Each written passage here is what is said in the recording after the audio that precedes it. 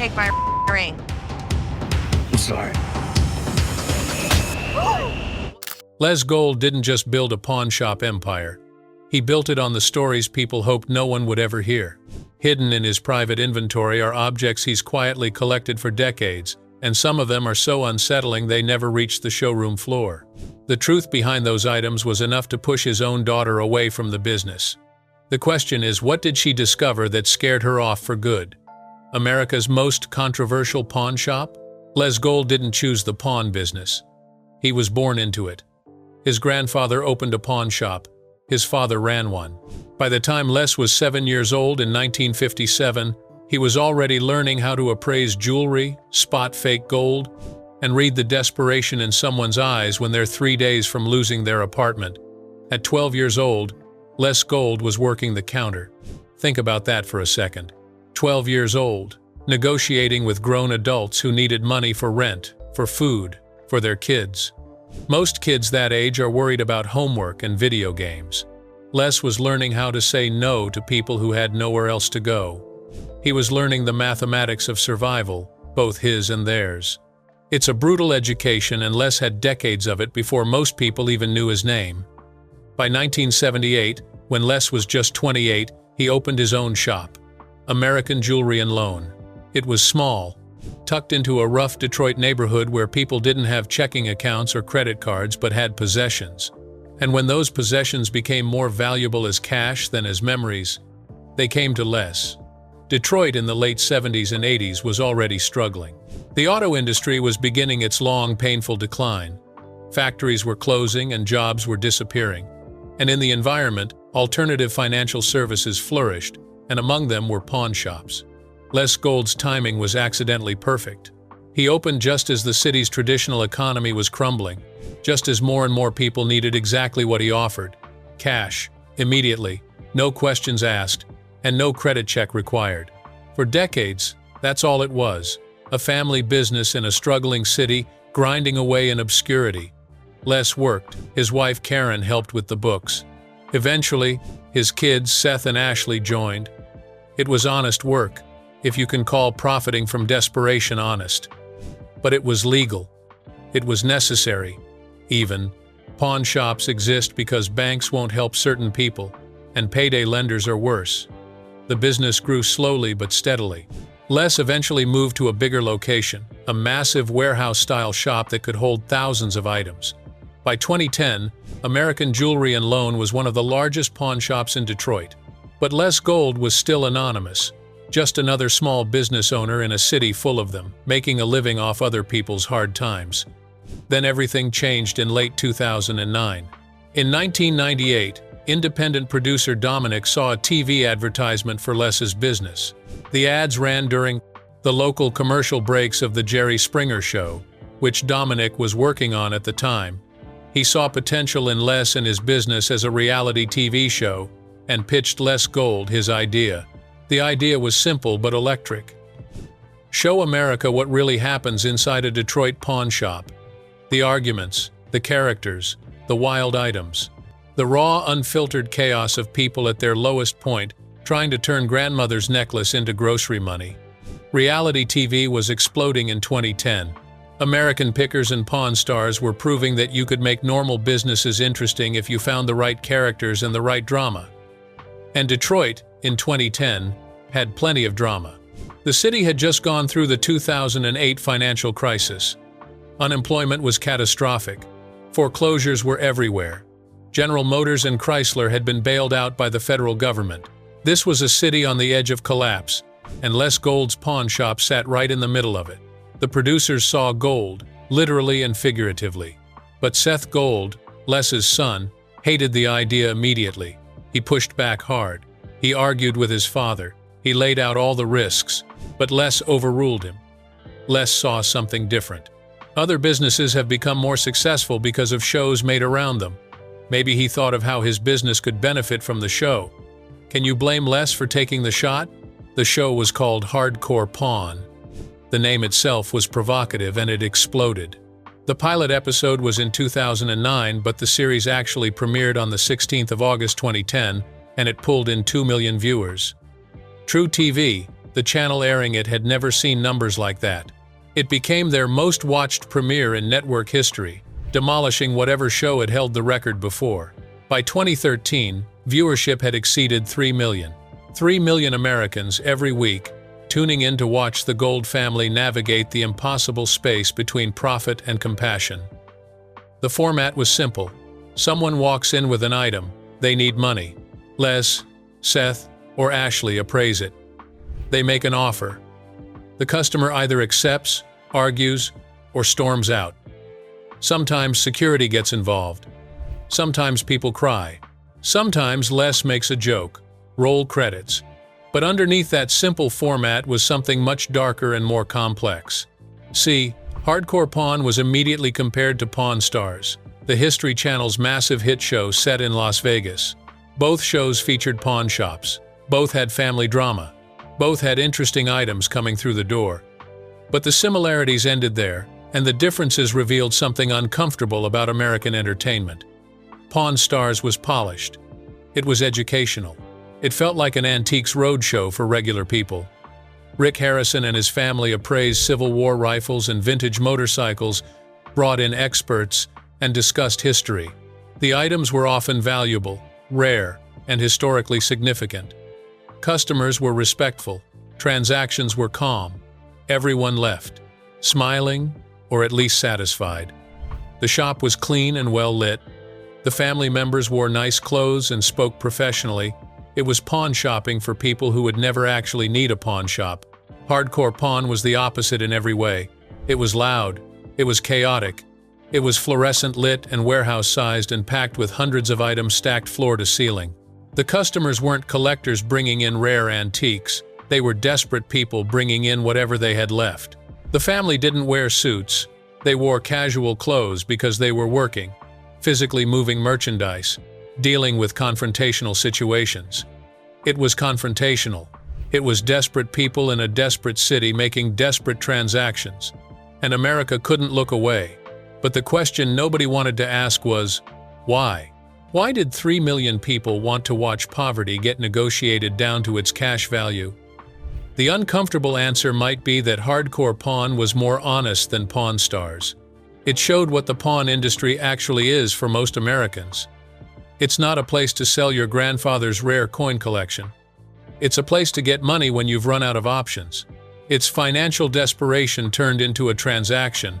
In Detroit in 2010, there was a lot of desperation to go around, and the cameras captured all of it. The show ran for 9 seasons. Les Gold became super famous. American Jewelry and Loan became a tourist destination. People would drive hours just to visit the shop from the TV show, to see if Les or Seth or Ashley were there, to take pictures. The business exploded. Revenue increased dramatically. The shop started getting higher-end items because people saw it on TV and thought of Les when they needed to sell something valuable. The brand expanded. And then suddenly it ended. True TV canceled in 2015 and moved on. The network wanted to rebrand, wanted different content, and wanted to move away from the confrontational reality shows that had defined their early success. The Gold family went back to running their shop, American Jewelry and Loan, which still operates today on 8 Mile Road in Detroit. Things remained the same on the surface, but deep inside the business operations, something had changed. Especially to Ashley Gold, who would eventually walk away from the family business entirely.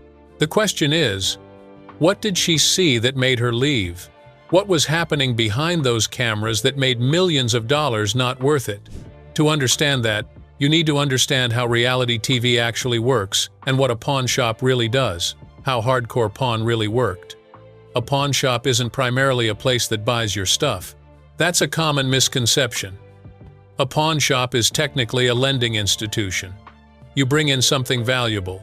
The shop gives you a loan, using your item as collateral. You have a set amount of time, usually 30 to 90 days depending on state law, to pay back the loan plus interest. If you do, you get your item back. If you don't, the shop keeps your item and sells it for profit to recoup the loan plus their margin. It's a lending business that happens to accumulate a lot of merchandise. Just to make things clear, because here's where it gets complicated. Pawn shops make money in 3 ways. First, from interest on loans. Second, from selling items that never get redeemed. Third, from buying items outright at below market value and reselling them at a profit. That third category is where the moral ambiguity lives. When Les Gold appraises an item, he's not trying to determine its fair market value. He's trying to determine the lowest amount he can offer that the person will still accept. Because if he pays fair market value, he has no profit margin when he resells it. He has to factor in the cost of holding the item, the risk that it might not sell, the overhead of running the shop, the security, the insurance, the staff. So when someone brings in a gold necklace worth $500 on the open market, Les might offer $150. When someone brings in a guitar worth $800, he might offer $250. When someone brings in a laptop worth $600, he might offer $200. And the person has to decide, is $200 better than nothing? Is $200 enough to solve the immediate crisis? Is the laptop more valuable as a laptop, or more valuable as $200 in cash? Most of the time, they take the money, because they wouldn't be in a pawn shop if they had better options. That's the fundamental tension of the business. The customer needs money desperately. The business needs profit margins. Both are trying to survive. Both are making rational decisions. But the transaction itself feels predatory because the power dynamic is so skewed. Les Gold wasn't running a charity. American Jewelry and Loan was a business, and businesses need profit margins. That meant paying as little as possible for items, even when he knew they were worth more. That meant interest rates that compounded if loans weren't paid on time. That meant security guards ready to escort people out if negotiations got heated. The shop operated like a factory. Hundreds of customers per day. Quick appraisals, quick offers, quick decisions. Les trained his staff to move fast, to not get emotionally involved, to protect the bottom line. Because if you stop to feel every customer's pain, if you pay what items are actually worth, if you give people extensions on their loans out of sympathy, you go out of business. And if you go out of business, then nobody gets help. That's the logic of the pawn industry. It's harsh, but it's also arguably true, and the show captured all of this with uncomfortable honesty. One episode featured a woman, a mother, who came in to pay off her interest on a video game console she'd pawned, her kid's console. She'd been waiting in line for 45 minutes in a shop that was packed with cameras, crew, and other desperate customers. The shop was always crowded, the wait was always long, and when she finally got to the counter, she realized she didn't have enough money to get the console back. Not enough for the interest, not enough to extend the loan. Nothing. Another episode showed an elderly man bringing in a ring. He needed to make rent. The ring was the last valuable thing he owned. Seth Gold, Les's son, appraised it at around $10. $10. Not enough for rent anywhere in America. Barely enough for groceries. Barely enough for bus fare. The elderly man probably thought the ring was worth more. It probably had sentimental value, family history, and memories attached to it. But gold is gold, and small rings don't have much gold in them, and Seth was offering what the gold content was worth to American Jewelry and Loan. Then there was the Eva Braun bracelet incident, which revealed yet another layer of complexity. A woman brought in what she claimed was a swastika-adorned bracelet that belonged to Adolf Hitler's companion. Les Gold, who is Jewish and whose family survived the Holocaust, said he'd buy it if it was authentic. He told the cameras he'd use it to teach his grandchildren about what the Gold family endured during the Holocaust. Turn a piece of Nazi memorabilia into an educational tool. It was compelling television. It showed Les as someone who could take a symbol of hatred and transform it into a teaching moment. Their way of business might be uncomfortable, but here's the thing. Les Gold wasn't doing anything illegal. He wasn't even doing anything unusual for the pawn industry. Every pawn shop in America operates the same way. Buy low, sell high, protect your margins. Stay in business so you can be there tomorrow when someone else needs you. The problem was the cameras. Without reality TV, these transactions happen in private. The humiliation is contained. The desperation is between you and the broker. You leave, you move on, maybe you come back next month, maybe you don't. Nobody knows your business except you and the person behind the counter. But Hardcore Pawn broadcast it to 3 million people. The show developed a reputation for confrontation. Customers would get angry when their items were appraised for less than expected. Staff would get defensive. Security would step in. And sometimes, things escalated fast. People criticized the Gold family for how they treated customers, for being dismissive, for getting confrontational, but only when security was nearby, for denying items without clear explanation. There were accusations of staff lying to customers, giving incorrect information, then gaslighting people when they pushed back on the misinformation. One particular incident showed security physically removing a customer who said, "I ain't going nowhere." The customer didn't say it was a threat, and security still removed him forcibly. Was that assault? Was it justified? Was the customer being unreasonable? Or was the staff being too aggressive?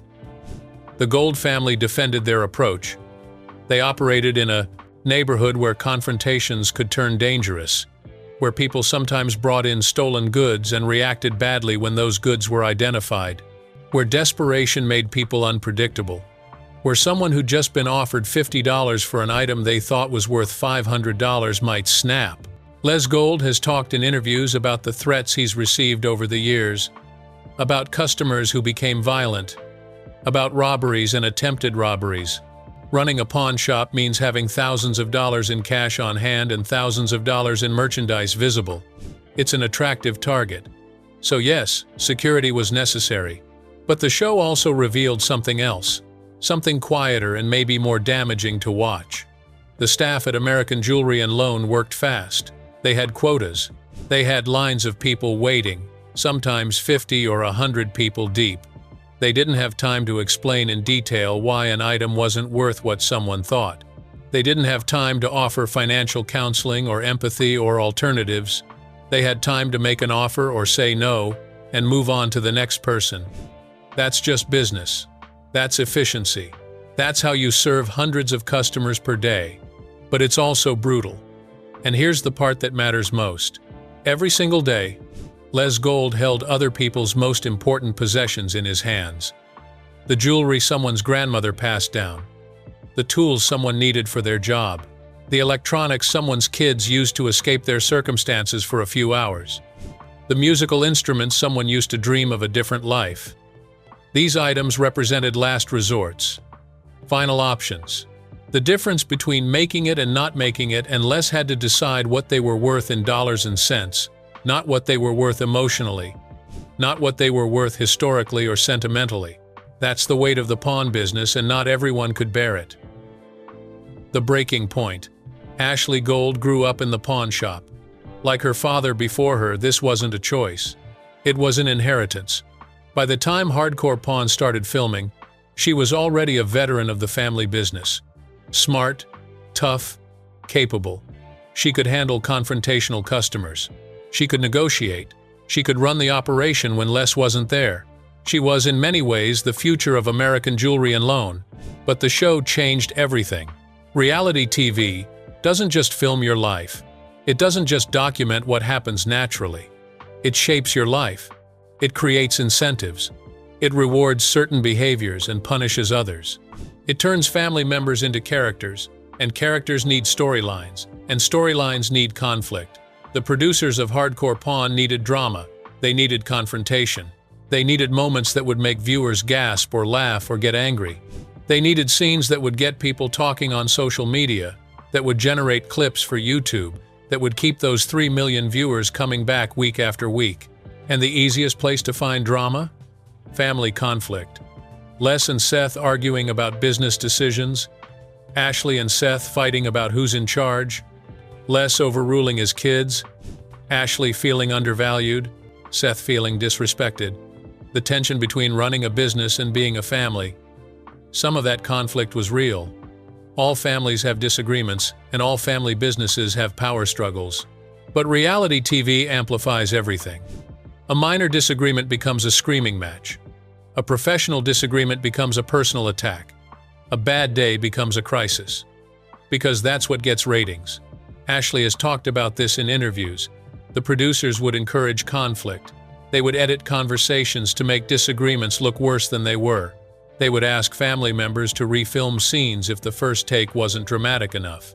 They would shoot for hours to capture a few minutes of usable footage, always pushing for more emotion, more anger, more tears. That's how reality TV works. But knowing how it works doesn't make it easier to live through. Imagine having a disagreement with your brother at work. Normal, right? Happens in every family business. But now imagine having that disagreement filmed by 6 cameras from different angles. Imagine producers asking you to explain why you're angry.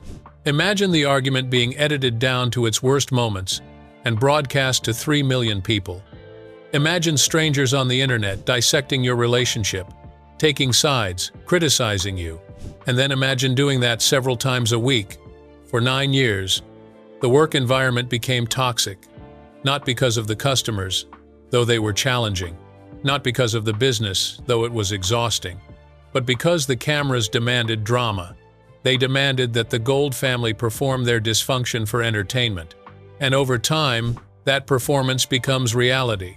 You can't separate the real conflicts from the manufactured ones. You can't tell if you're actually angry at your brother or if you're angry because the cameras are there and everyone expects you to be angry. Your family relationships become content. Your pain becomes plot points. Ashley gave an interview to WDIV, a Detroit news station, where she explained why she eventually left the show and, for a time, the business. She said the work environment had become too much. The stress was relentless. The cameras were always rolling, or might as well have been. Even when they weren't physically filming, you were always aware that anything you said or did might end up on camera later. And most importantly, Ashley said, she had no time for her own family, her own life outside the shop. Think about what that means.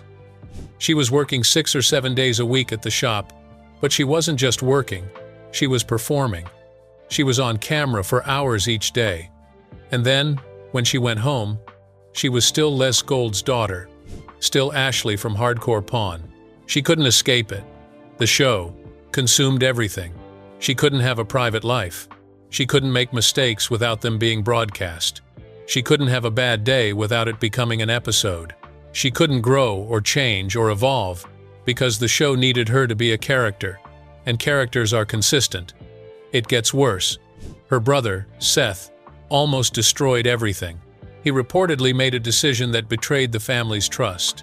The details are scarce because the family kept it mostly private, but multiple sources confirm that Seth was involved in some kind of theft or financial misconduct within the business.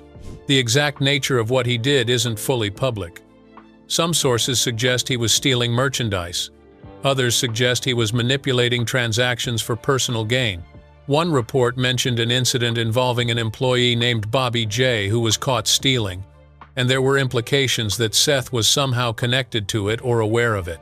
Whatever happened, it was serious enough that it could have ended the business. And it wouldn't be only Seth. Even the people that worked for Les were caught on camera stealing items from the pawn shop. Les wasn't surprised. He'd been in the game long enough to see things like this happen, but one thing shocked him. His most trusted security was stealing from him. It was a great betrayal. Nothing changed. When the show ended in 2015, American Jewelry and Loan never closed.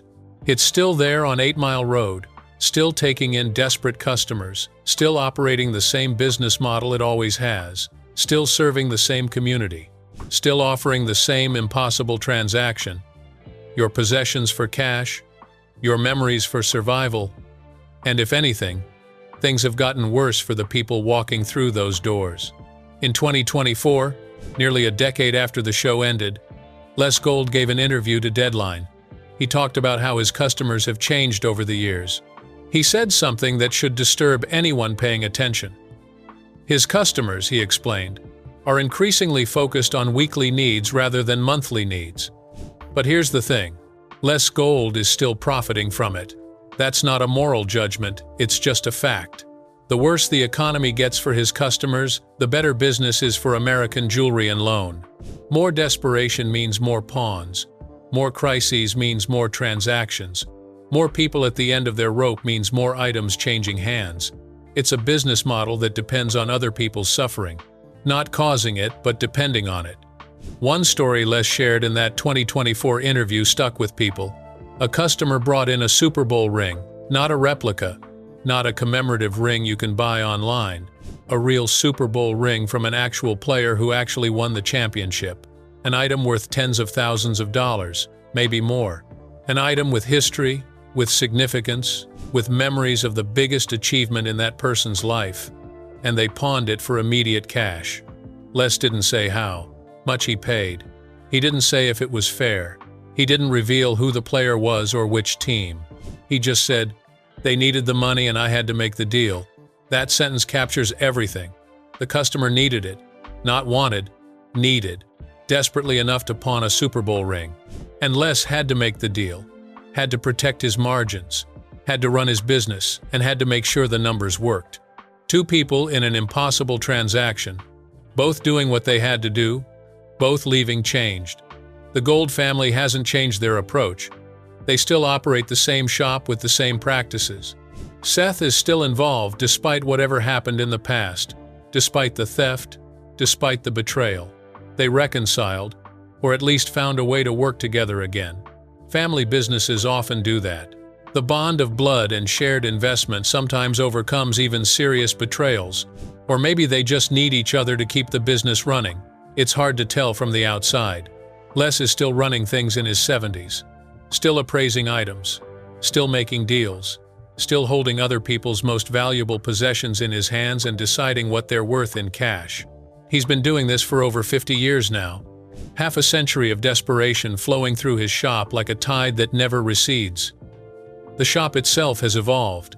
It's become something of a landmark in Detroit, known nationally because of the show. People still visit it as tourists, wanting to see the place from TV. Some bring items to pawn. Others just want to look around, to see if it matches what they remember from hardcore pawn. But the core business remains unchanged. Every day, people still walk through those doors with their last possessions, hoping to get enough to survive another week, another day even. The wedding ring from a marriage that failed, that's worth $200 in gold content. The Xbox that kept the kids entertained, that's worth $80. The tools someone needs for their job are worth $150, but they need $200 for rent, so they take the $150 and hope they can figure out the rest. These transactions happen hundreds of times per day, thousands of times per month, tens of thousands per year. Each one is a small tragedy. Each one represents someone at the end of their options. Some economists argue that pawn shops serve a crucial function. They provide liquidity where it doesn't otherwise exist. They offer loans to people who can't get them from banks. They don't trap people in debt cycles the way payday lenders do. You might lose your item, but you won't owe money you don't have.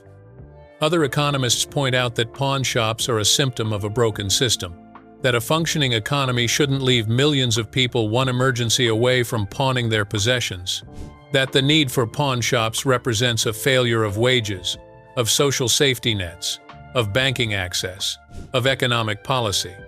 Both things can be true simultaneously. Les Gold operates within a system he didn't create. He serves a need he didn't manufacture. But he also profits from that need in ways that make some people uncomfortable. If this story made you think differently about pawn shops, about reality TV, or about the hidden economies operating in every American city, drop a comment below. Tell me your thoughts. Have you ever had to use a pawn shop?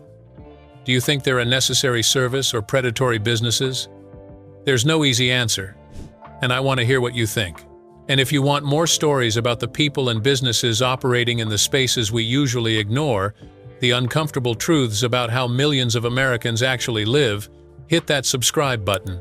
Because this is just one shop on one street in one city. But the story repeats everywhere, every day, in every community where people are struggling to survive.